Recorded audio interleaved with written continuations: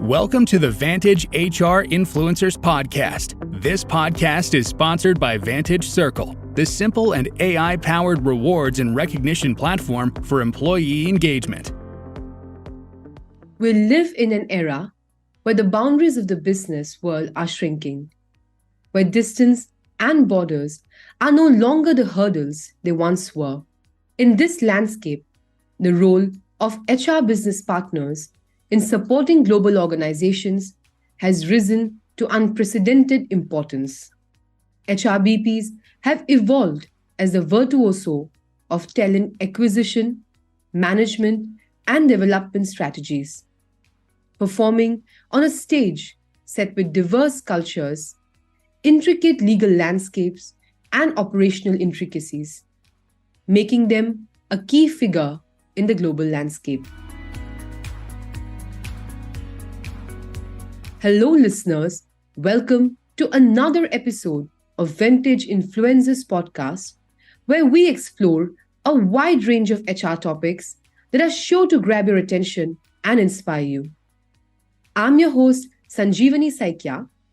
Today, our quest is to uncover the art and science behind how HRBPs mastermind the HR strategies that keep global organizations sailing smoothly.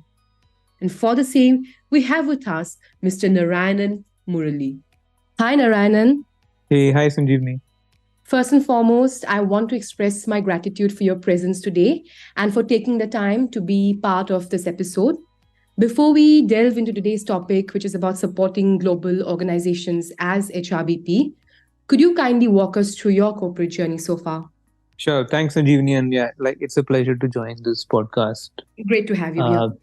Sure. I think I'll start from, about 10 years back. I actually started in a software company working as a software developer. I did my engineering. So, it was a natural kind of progression into a corporate role from campus. So did that for a couple of years, realized that's not really my area of interest. I then did my MBA in human resources from XIMB. Which is in Bhubaneswar. And post that, I got placed in a company called DE Shaw. Worked there for almost 3 years, about 2.5 years, and did, talent management as well as HR business partner role. Post that, I've been working in Amazon for 5 years and again involved in a HR business partner role. So, it's been close to overall 10 years, I would say, in HR, about 7.5 years. Perfect. Thank you for sharing your journey with us. It has been a remarkable one, I must say. So, moving on, as we delve into the topic of supporting global organization as HRBP, let's begin by gaining a solid understanding of the role of HRBP. So, could you please provide our listeners with a concise overview of the role of HR business partner? And Narayanan, it would be great if you could elaborate on its significance within the context of global organization. Sure. I think that's a pretty tough question to answer. I've sometimes tried to answer that question when, some of my friends or relatives ask who don't necessarily understand what the human resource function is or an HRBP role is. Yes. In a nutshell, if I were to explain this very simply, I think if you look at any organization, you have central functions, which you call a COE function. So that would be functions like talent acquisition or compensation, learning and development. They develop solutions for the entire organization or the entire company, right? Yeah. And they generally tend to be process experts or specialists in that particular area. Then you have business lines or functions. And then somewhere in between, you have the HR business partner who is supposed to be the person who's providing people solutions for the business line that they are tagged to. Because businesses tend to be varied and because the nature of the functions tend to be versatile, you can't always have ready-made solutions that a COE team can go and plug and play in these particular functions, right? So you need that HR business partner role who understands the business context in a much deeper manner and can provide more contextualized solutions or more customized solutions for those business lines. Primarily, I would say that's the reason why you have HR business partner roles everywhere. Secondly, it's also a matter of scale, right? When you have big organizations, you can't expect a COE function, which is typically consisting of specialists and usually thinly staffed, to go and regularly connect with business lines and understand what their challenges are, right? Or be able to provide that kind of guidance or support on an ongoing basis. The only, probably in my experience, the one of the COE functions that can do that is the talent acquisition, because that's a very specialized function. They have a very clear set of roles and responsibilities in terms of hiring, right? So, but keeping that function aside, a lot of the other COE functions rely on the HR business partner, partners to kind of help run initiatives for the company or these particular business lines. I hope that answered the question. It's still difficult to kind of like exactly pinpoint and say, hey, this is what an HRBP does or doesn't. It also depends on the company, the way the role is defined, the way COE functions are structured. I know certain companies where there are no COE roles, right? Except maybe talent acquisition or probably even compensation. In those companies, the HR business partner literally is doing everything, right? So, and sometimes that role is called HR generalist. But in companies where you have strong COE functions, I think the business partnering role is really about providing those customized solutions and being really able to understand business context and put that into, solutions that they offer. Okay. So is it possible to answer, say, if I ask you, can you just give me like one major difference between an HR professional and HRBP? So forgive my limited knowledge. Actually, I wanted to know this. So if I say regular HR professional and HRBP, is there like one particular difference that you would want to highlight? Okay. It's like, if I were to put it simply, an HR, every HRBP is an HR professional, right? So let's clarify that. But when you when you do a specialization in HR, there are usually like two choices, I would say, or maybe even three, right? Like one is HR consulting. You know about consulting, right? So that's like any consulting, right? You would join a consulting firm and then you would work with clients and provide HR solutions, right? Yeah. Then you have a COE function, which is a center of excellence. And that's usually when you want to become an expert and you want to really go into the depth of that particular area. For example, you might want to be an expert in compensation. So you might want to do a COE role, which is compensation, right? Or you might want to get into talent acquisition. And even within talent acquisition, there are multiple roles. Like there are folks who do only campus hiring, and then there is lateral hiring and so on and so forth. And then you have the third type of role, which is your HR business partner, which I would say is more of a breadth kind of a role where you need to know all of these functions. Like you need to know a bit of compensation, a bit of L&D, a bit of talent management. And more importantly, you need to know a lot about the business, right? So what really sets apart an HRBP from maybe the rest of the HR folks is the fact that it's more breadth oriented and the fact that you need to have more business knowledge and, ability to work more closely with the business versus maybe like a COE or a HR specialist kind of a function. Perfect. Okay. So it's important to ask you here, and your take will be very crucial in further understanding this particular area better. And that is, how can HRBPs align their HR strategies with the overall business goals and objectives of a global organization? Okay. So I think those are two different questions. Let me try and answer the first one, which is aligning with, business goals. Yeah. Strategies and business goal. Yes. Yeah. So I think first and foremost, as an HR business partner, what I typically do is be involved in every business review meeting, right? Or get a thorough understanding of what the business is about, what are the critical functions in the business, where is the top line coming from, where's the bottom line coming from, where are they getting talent from, and what are the headwinds or tailwinds that they're facing in the industry, right? So when you get an understanding of that, then it's important to kind of like get into the nitty-gritties of what is the strategy for, maybe this year or the next couple of years, next to two 2 to 3 years, like sometimes you have 3-year strategies or 4-year strategies and so on. And then you bring in your HR knowledge or your, knowledge of areas like, compensation or talent management, etc., and try and plug in that with the business strategy and translate that into people, strategy. Right? Simply put, a people strategy is what will enable your business to achieve their goals through people. That could be, for example, crudely put, something like, hey, for example, this business needs X number of people with these skill sets by end of the year to deliver value to the customer.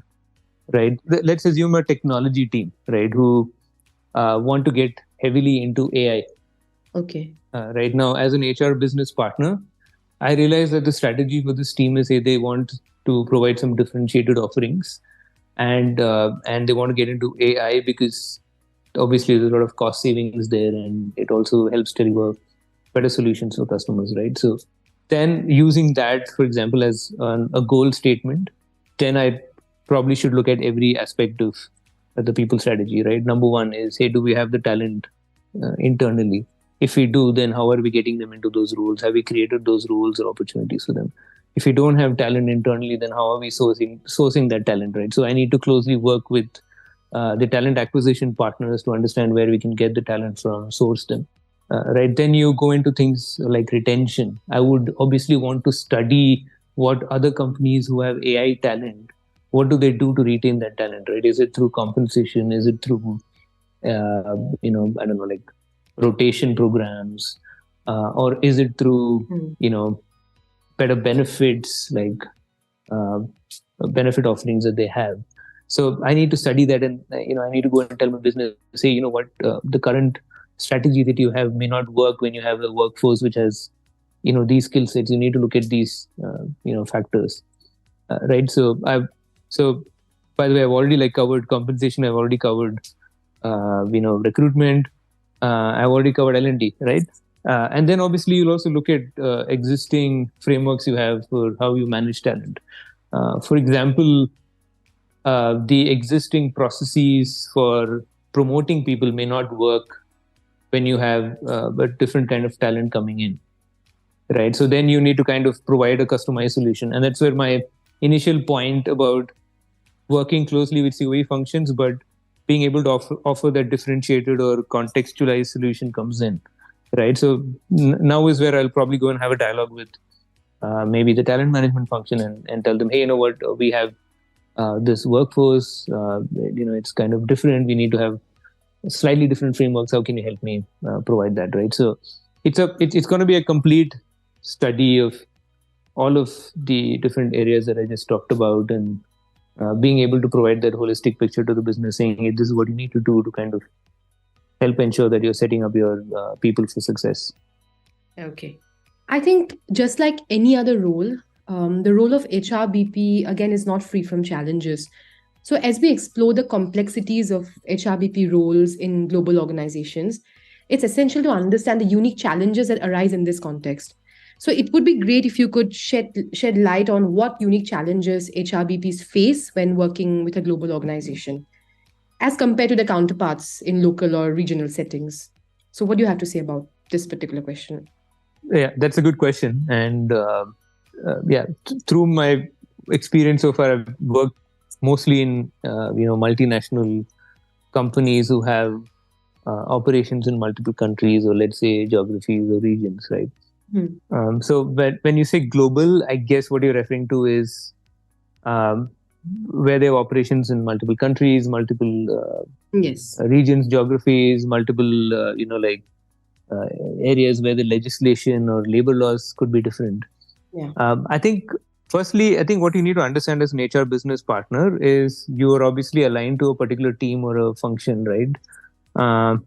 Now, if that particular function is operating in multiple countries or geographies, you need to start thinking for the entire business line. You can't just say, hey, I'm going to only talk about, or I'm going to only create a strategy for X number of people that are there, in India. I don't really care about your other employees in other countries. I mean, that in itself is a pretty a wrong way to go about it. So I think it has to start with saying, hey, the people strategy that you create is universal. It's for your entire business. And my objective is to make your business successful, regardless of where you're operating in. Right. So that's the bottom line. Now, at the same time, you need to be mindful of regional nuances. Yeah. Now, if, for example, a business line that I support has operations in the US, in Europe, and say in India, right?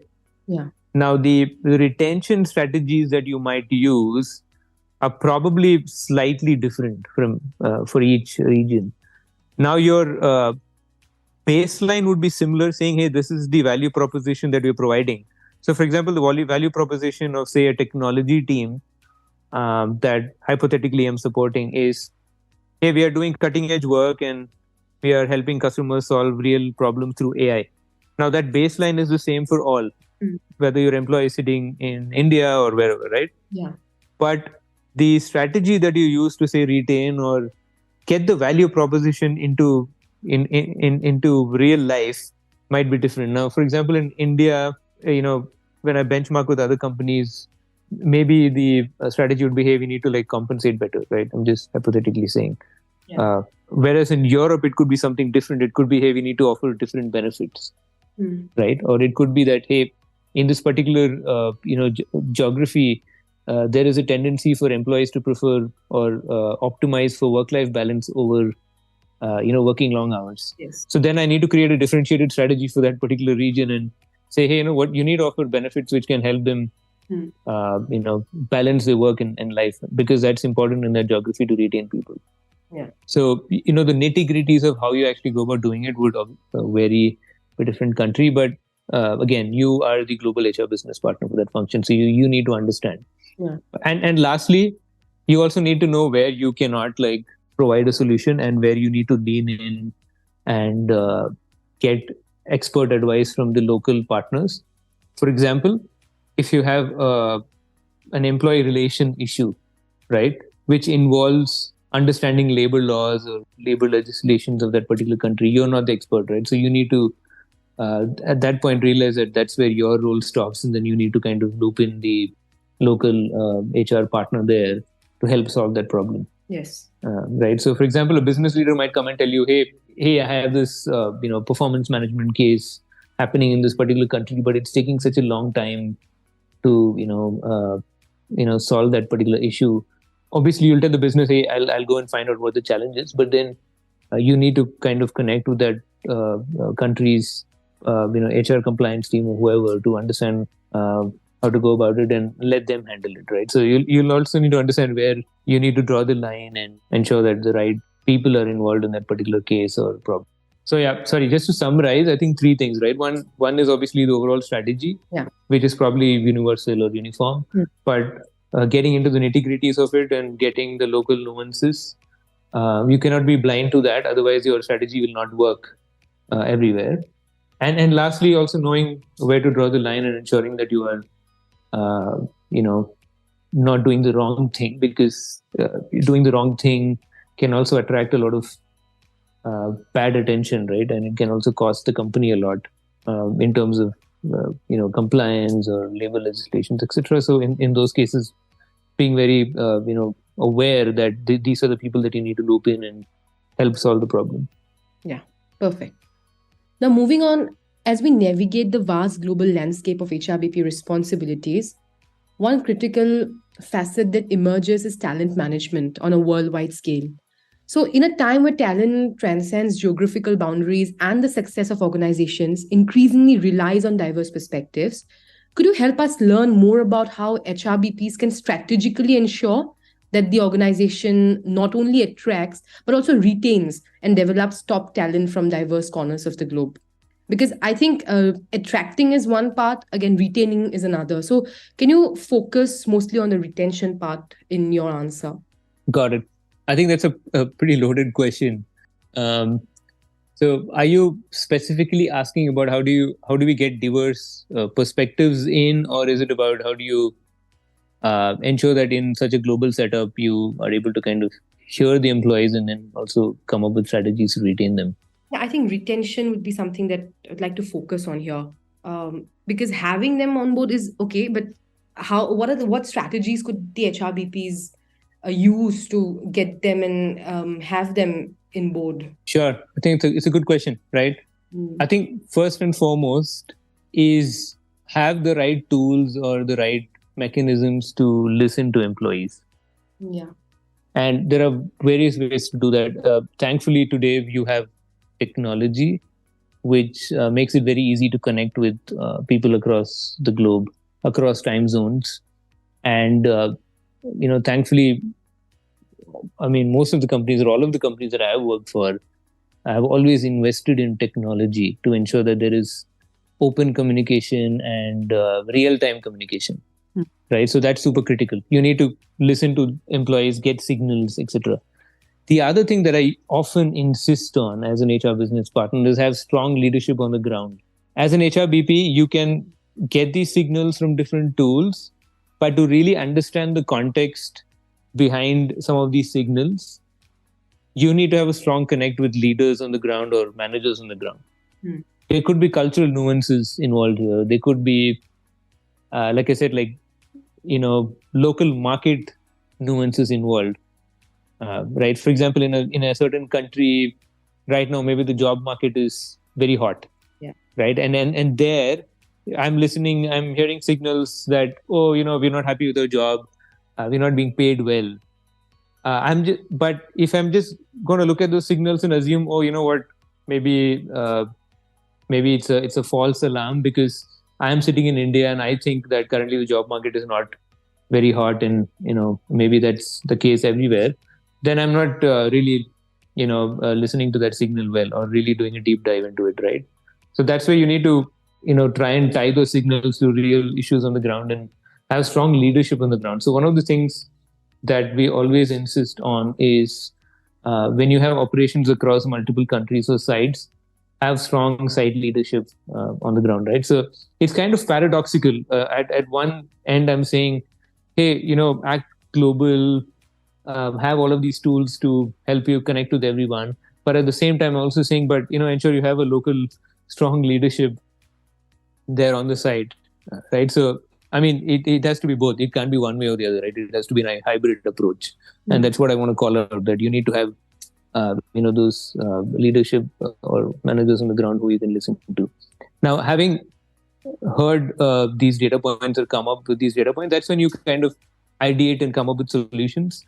Like I said, some solutions can be core and common across for the entire team or business line, whereas some solutions may be very customized and very specific to that particular country or geography or even a particular team. It may not necessarily be an entire city or an entire country. It could even be like a couple of teams in that particular country where there are some challenges with retention for whatever reason, right? So for example, it could be that you have a manager in that particular country who's actually from another geography and is not able to acclimatize there, right, or able to understand the local nuances really well, right? And because of that, maybe that person's team is having higher attrition than the rest of that particular country or site, right? So there, your intervention may be very different. It could be about assimilation into the cultural nuances. It could be about making the person go through some culture workshop, right? It could also be about having an open dialogue with the team and the leader. So, for example, in HR, we two sessions where we facilitate conversations between managers and employees, right? So we have different names for that, but sometimes that's usually facilitated through learning and development team, right? So then you want to get L&D involved and do a customized intervention. So it could be any type of intervention depending on what the problem is.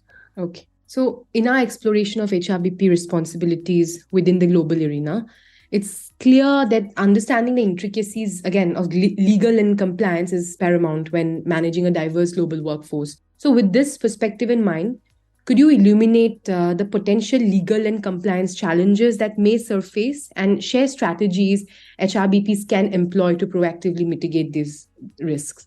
So again, a legal and topic, yes. Yeah. But like anything that you would want to share on this, your take, basically.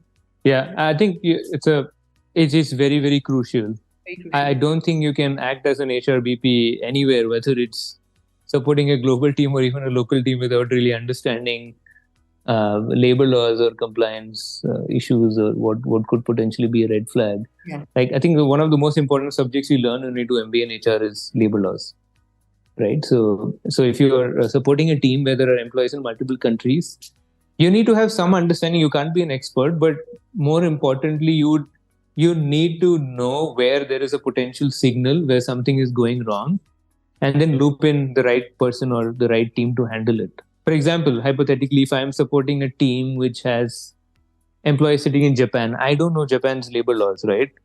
But what I do need to know is who can I quickly loop in and have them handle a potential labor law issue in Japan, for example, right? So, but that's reactive. One of the things that you can do proactively is obviously when you are sitting with your business leader and when you're creating a people strategy, or when you are looking at their business plans, and if they have plans to open sites in certain different countries, then as a best practice, actually, you should proactively involve the HR compliance team of that particular country and understand from them what are the things that we need to take care of before we open a site. And that's not just for a country expansion. Even within India, for example, different states have different labor laws, right? Like your overtime laws and your all of that varies by different states, right? So even when, for example, a business leader says, I want to open a site, or I want to hire employees in a particular state or a city, again, you need to loop in your India compliance team and get expertise from them in terms of understanding what are those labor laws that apply. For example, you have Shops and Establishment Act. Every state has that, right? So you need to thoroughly understand what are the provisions of that act that will apply to your particular team or business line when you hire employees there. Now, you may not know the in and out of the act, but you need to understand at least the bare minimum aspects of it. Or if you don't understand, always important, like I said, to call the right person and get an understanding from them. But bottom line is, you cannot operate in vacuum. You can't say, hey, I didn't know, because that has a huge cost for the company. For example, a lot of geographies have very strict laws around data privacy and protection of data rights, right? So, and as an HR person, you are dealing with a lot of sensitive data. So again, you'll need to ensure that you are complying and be aware of what are those issues or red flags that you cannot or those red lines that you can't cross when you are in these particular regions. Perfect. So Narayanan, we are arriving at the end of today's episode. But before we let you go, there's one last thing that both our listeners and I would love to know your take on. And that's, how can HRBPs quantify and communicate their impact on the organization's success and growth? Thank you, Sanjeevni. That's always an existential question. Yes. Right. I think it's not just for HRBP role. I think in general for any role. In some roles it's easy, right? I think it's very numbers driven, and you can say, hey, I did X sales, or my revenue increased by X%. I think the beauty of the HRBP role is you can quantify, right? And usually I look at any initiative I do and I try to quantify that, at least in terms of input metric, and then maybe in terms of output metric. I don't know if listeners would know the difference between input or output metric, but I'll try to explain it in an easy manner. An input metric is something that is something that you have control on. For example, let's assume that you are doing a training intervention.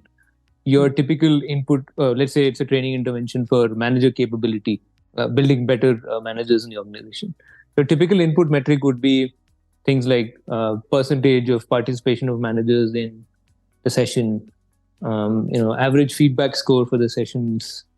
Then you would look at things like, what's the for example, if you roll out a survey, you would have questions like, would you recommend the session to someone else?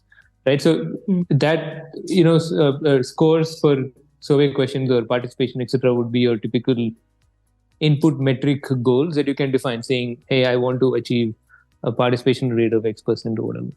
Now, output metric is slightly more difficult to connect to the input metric, because your ultimate output goal or your goal really is to have better managers in your organization, right? So you could potentially take an output metric saying, hey, if I do this intervention, my expectation is that, let's say, employee retention will increase by X% because you have better managers in the organization.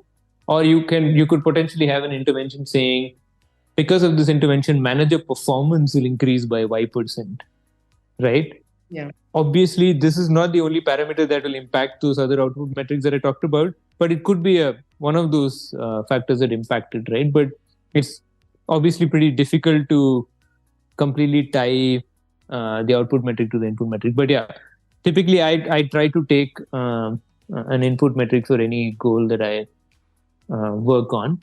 But at the same time, Sanjeevni, to be honest, I think one of the things about the HRBP role that people need to appreciate is a lot of it is also about building culture. Yes. The right culture in the organization, right? Building or making your leaders think in a certain manner, or guiding them, consulting with them, coaching them. It's difficult to quantify that, and that's okay. I don't think you need to quantify everything that you do in this particular role. I think there are certain things which are about all those things that you're adding as an HR business partner, which really makes a difference, and ultimately it will come out, right? You'll get good feedback. Like the moments where I've really felt really happy in my career so far is when a leader tells me that, hey, you know what, you gave me this piece of advice last week. I actually went and did that, and you know what, it worked. Trust me, that has given me more happiness than some initiative that I ran, which had a feedback score of 100 out of 100, right? So I think it's about what you take out of that role and how you're able to kind of manage or balance both. I think it's important to show output, like you called out rightly, in terms of metrics and impact. But at the same time, you need to also not over-index only on that, but be able to guide, provide coaching to leaders or managers, and provide those inputs that are super critical. Yeah. So Narayanan, the moment you mentioned culture, you've actually opened the Pandora's box for me, because I wanted to ask you again. When it comes to HRBP roles, how do HRBPs promote diversity, equity, and inclusion? Because both I and our listeners actually are very interested in this subject matter. So DEI, how do HRBPs, how do they promote it? Because in terms of global perspective, it's something that is very crucial, and it's currently many HRs are focusing on. So how do HRBPs go about with it? I think HRBPs play the most important role in facilitating a culture of DEI. I'm using the word facilitating because the leaders are obviously the most important people in the organization, right, in terms of building that culture. But as an HRBP, you have to facilitate or bring that conversation to the top of the table, right, or top of the agenda. So a couple of ways in which I do it is, number one is whenever you're doing, whenever you're reviewing people data, or whenever you are kind of assigning a people strategy, ensure that it meets the core principle of it being respect, ensure that it's bringing in the DI aspect, right? Now, when I say that, for example, when you have a retention strategy, ensure that you're factoring in challenges or nuances that a particular diverse group or cohort may be facing. Now, in India, for example, I think ensuring gender diversity or gender parity is super critical, right? Yeah. I think that's a core and common focus across organizations. Now, when I create a retention strategy, I will definitely look at data for both men and women and see where there are divergences. Of course, there could be some commonalities, but there will definitely be differences, right? For example, women may be leaving the company for slightly varied reasons versus men. Now, if I'm blind to that, and if I'm not creating a strategy to address that, then that's missing the whole point, right? Then I'm not bringing in the DI angle, or I'm just playing lip service to it, right? I'm not really help creating solutions. So that's one. Always look at data, look at different cuts, bring in all of look at multiple diverse cohorts and ensure that your business is listening to that. And secondly, in a global setup, different countries have different definitions of diversity or representation targets, etc. So be aware of that, be mindful of that. That's critical again. And lastly, I think, and this is a good question you asked, because a lot of the time we focus a lot on data in terms of, hey, we need to reach a certain target or representation. We need to aim for example, more women to enter the company. But what we sometimes miss out on is inclusion, which is where culture comes in. So, as an HRBP, what I typically do is, for example, before we do a performance review session, we ask managers to go through inclusion trainings, right? So, are they using the right kind of language to promote inclusion in their particular team or business line? Are they looking at potential unconscious biases that are coming in when they're rating people? Right. So, there are a lot of, you can actually read this up on the internet. So, there are a lot of differences in the way managers perceive a certain behavior, depending on whether it's a man or a woman. Yeah.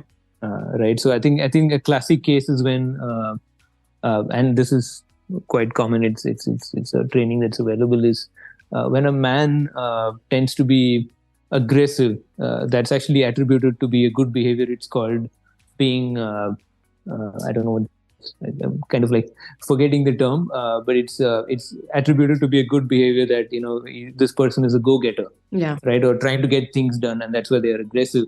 Whereas if a woman does it, that's perceived in a very negative manner. True.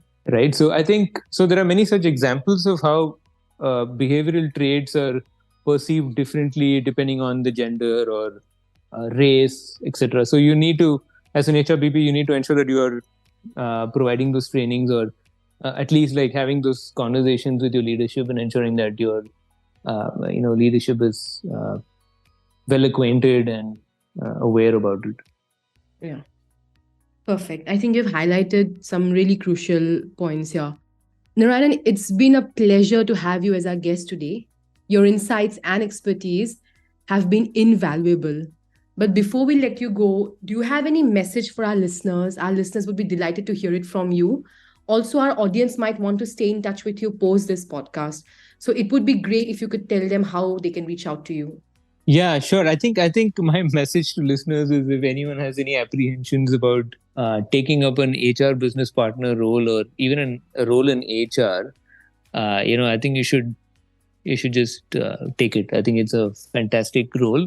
You get to play a big role in helping businesses grow and achieve success. Yeah, definitely. If you want to connect with me, I'm available on LinkedIn. My full name is Narayanan Murali. That's Murali for Murli and Narayanan. Do you want me to spell it, Sanjeevani? I can do that.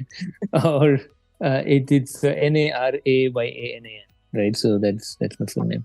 We'll be linking it anyways. Yep. Thank you so much, Narayanan. Thank you so much for giving your time and sharing your knowledge with our listeners. So thank you so much.